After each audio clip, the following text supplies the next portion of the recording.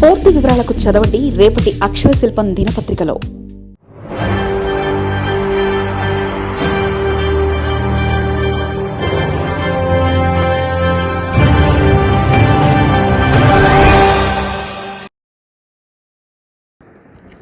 మృత్యుపాసాలు విసురుతున్న పరిశ్రమలు. విశాఖలో నిత్యం భయం. శాశ్వత పరిష్కారాల వైపు అడుగులు పడిన సమిధులవుతున్న కార్మికులు. పారిశ్రామిక ప్రమాదాల మృత్యుఘోష.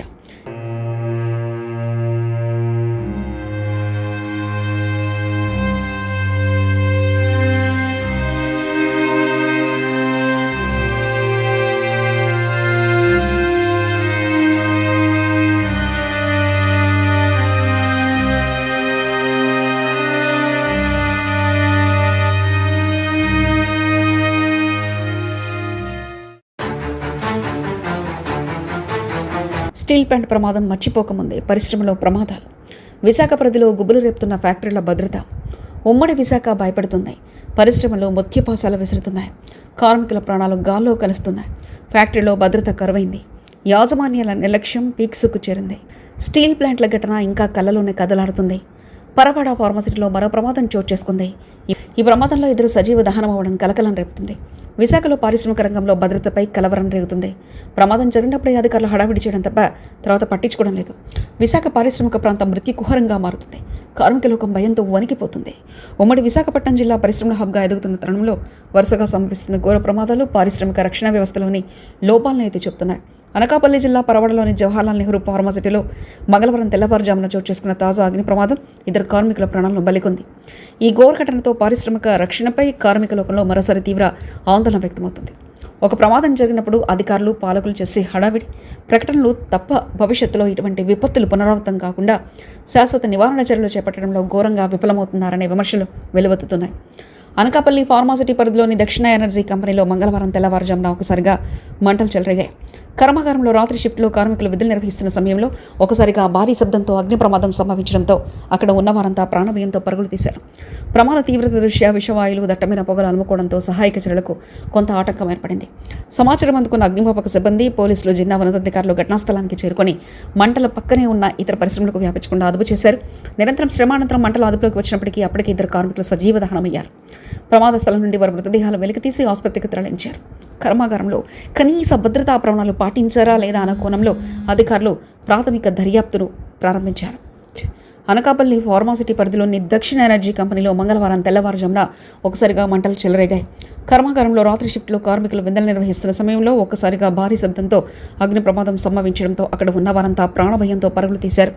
ప్రమాద తీవ్రత దృష్ట్యా విషవాయువులు దట్టమైన పొగలు అలుముకోవడంతో సహాయక చర్యలకు కొంత ఆటంకం ఏర్పడింది. సమాచారం అందుకున్న అగ్నిమాపక సిబ్బంది, పోలీసులు, జిల్లా ఉన్నతాధికారులు ఘటనాస్థలానికి చేరుకొని మంటలు పక్కనే ఉన్న ఇతర పరిశ్రమలకు వ్యాపించకుండా అదుపు చేశారు. నిరంతరం శ్రమ అనంతరం మంటలు అదుపులోకి వచ్చినప్పటికీ అప్పటికే ఇద్దరు కార్మికులు సజీవ దహనమయ్యారు. ప్రమాద స్థలం నుండి వారి మృతదేహాలను వెలికితీసి ఆసుపత్రికి తరలించారు. కర్మాగారంలో కనీస భద్రతా ప్రమాణాలు పాటించారా లేదా అనే కోణంలో అధికారులు ప్రాథమిక దర్యాప్తు ప్రారంభించారు. విశాఖపట్నం పారిశ్రామిక ప్రాంతాల్లో ఒక ప్రమాదం తాలూకు గాయం మానకముందే మరో ప్రమాదం కార్మికులను బలి తీసుకుంటుంది. కేవలం కొద్ది రోజుల క్రితమే విశాఖ స్టీల్ ప్లాంట్లో జరిగిన భారీ ప్రమాదంలో 9 మంది కార్మికులు ప్రాణాలు కోల్పోయిన ఉదంతం యావత్ రాష్ట్రాన్ని కుదిపేసింది. ప్రభుత్వ రంగానికి చెందిన అంత పెద్ద పరిశ్రమలో సాంకేతిక లోపాలు, పర్యవేక్షణ లోపాల కారణంగా అంతమంది కార్మికులు మృత్యువాత పడడం పారిశ్రామిక భద్రత ఏ స్థాయిలో ఉందో తెలుస్తుంది.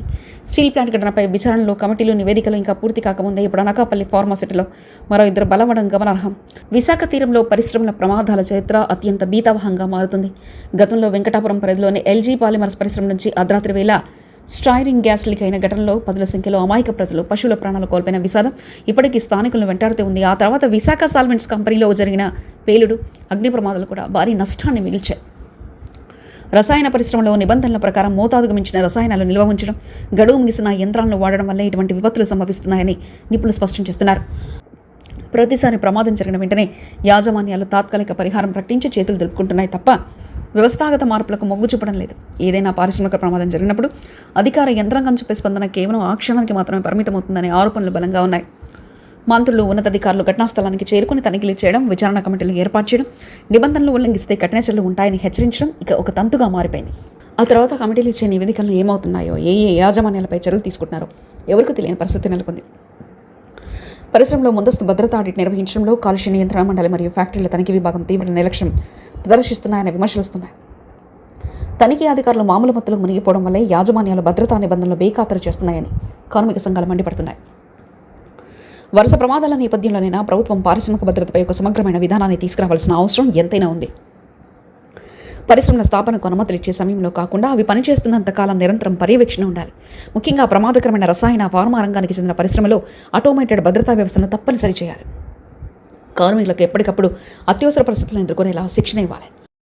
కేవలం లాభాల వేటనే కాకుండా కార్మికుల ప్రాణాలకు రక్షణ కల్పించడమే ప్రథమ కర్తవ్యంగా యాజమాన్యాలు భావించేలా కఠినమైన చట్టాలను అమలు చేయాలి. అప్పుడే విశాఖ పారిశ్రామిక ప్రాంతంలో కార్మికులు ధైర్యంగా విధులు నిర్వర్తించగలరు.